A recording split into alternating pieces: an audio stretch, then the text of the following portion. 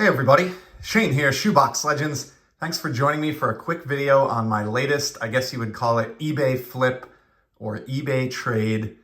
I made the decision to sell this card right here, this 1967 Topps Mickey Mantle. Bought this from a friend of mine in the hobby actually, Brian, over at Walkenbach, maybe a year or two ago.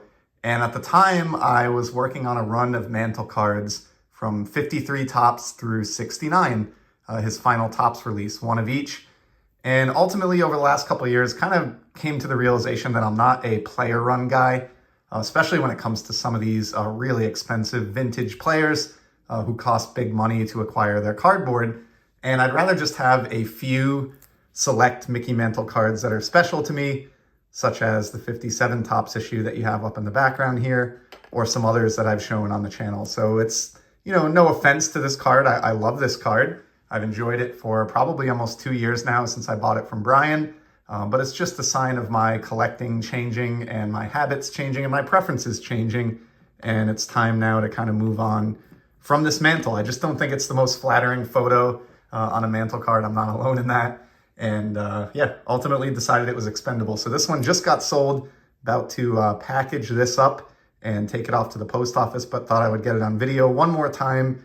And I thought it would make a fun kind of before and after to commemorate here this exchange and to see what I did with the funds. So 67 Mantle on the way out the door. And thanks to the magic of video editing, you're going to see in just 1 second here what I used the proceeds from the sale of this card to pick up. And I'm really, really excited about it. So hang tight here. All right, we're back. It's a couple weeks later. The 67 Mantle is in the hands of its new owner. I've gotten my funds from eBay, and I even have the new card in hand that I basically traded, in effect, the Mantle for. And again, the reason I was comfortable giving that up is because I have other Mickey Mantle cards, and I don't need them all. I prefer to keep the 3 that are up in the background here, as these 3 represent his 3 MVP seasons in the American League. So I think that makes a great trio, and I'll certainly hold on to these. These will continue to be in my collection throughout any purges or trading or upgrading or downgrading that I do. But the 67 is gone, and I have a great vintage baseball card to show off that I got in its place. I did have to throw in about maybe $25 worth of my own funds to make the trade happen, because I was just slightly short on what I got for the 67 Mantle, but I couldn't be happier. So this is a big card. It's from 1952 Bowman, and I've told the story before, but when I was a young kid, 1950 and 1952 Bowman were the first 2 sets that I got a true vintage card from. They were just common players, but as a young kid, it was just amazing to hold those in hand. And, ever since then, I've loved, in particular, those 3 Bowman sets, 50, 51, and 52. Slight differences between each in card size or design, but very much the same feel and appeal across those 3 sets. And today's subject is a player who's a Hall of Famer, one of the best ever to swing the bat, and he only exists in one of those 3 sets. He did not have cards produced in the first 2 years, but he does have a 52. And I've been trying to get a copy of this card for years, but everyone that met my eye appeal condition was like a $600 or more card. This is not a cheap card, even in low to mid grade, but with high eye appeal, routinely clearing $500. And when this one surfaced recently, I could not smash buy it now fast enough. So here it is, my copy of the 1952 Bowman Stan the Man Musial. Check this card out. Apologies for the reflection and glare there, but what a gorgeous, gorgeous card. And what an amazing copy of this gorgeous card I ended up with here. I mean, this has everything I need. The centering is close to perfect. May not be perfect, but it's definitely, good enough for me on centering. The coloring is incredible. The surface is clean. There's no paper loss, no wrinkles. I mean, this is a beautiful card.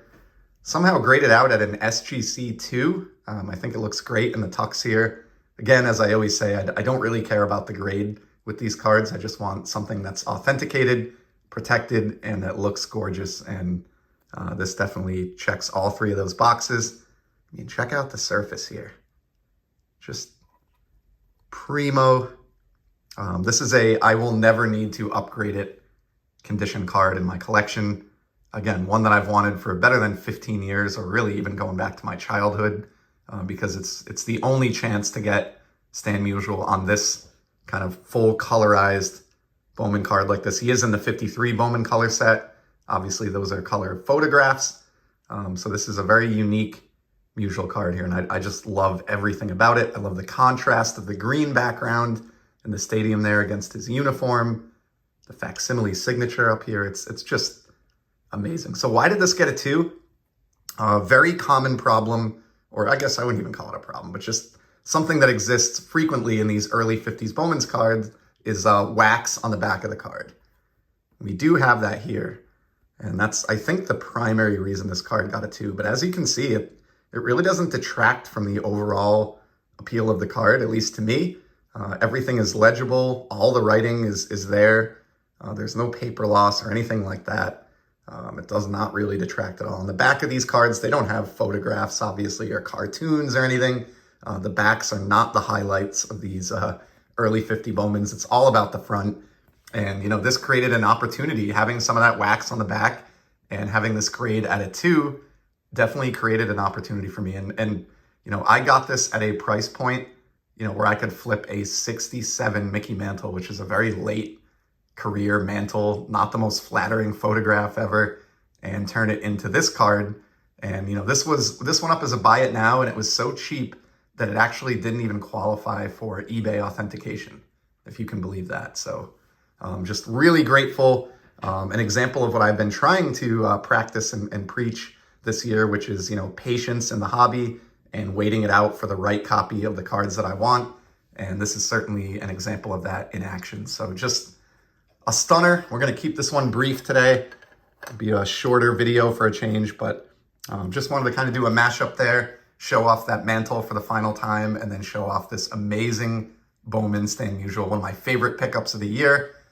Really, really pleased with how this worked out. So just another example of collecting graded cards and the benefit of those. They're very liquid when you want to move on from them. And I had a very easy time selling that Mickey Mantle and moving into this Stan Musial. Just always a high demand for those types of cards. So couldn't be happier. I hope you enjoyed this latest eBay trade. Certainly appreciate you stopping by. And as you know, I'll be back very soon, as always, with some more content. Till then, enjoy the hobby, everybody. Take care.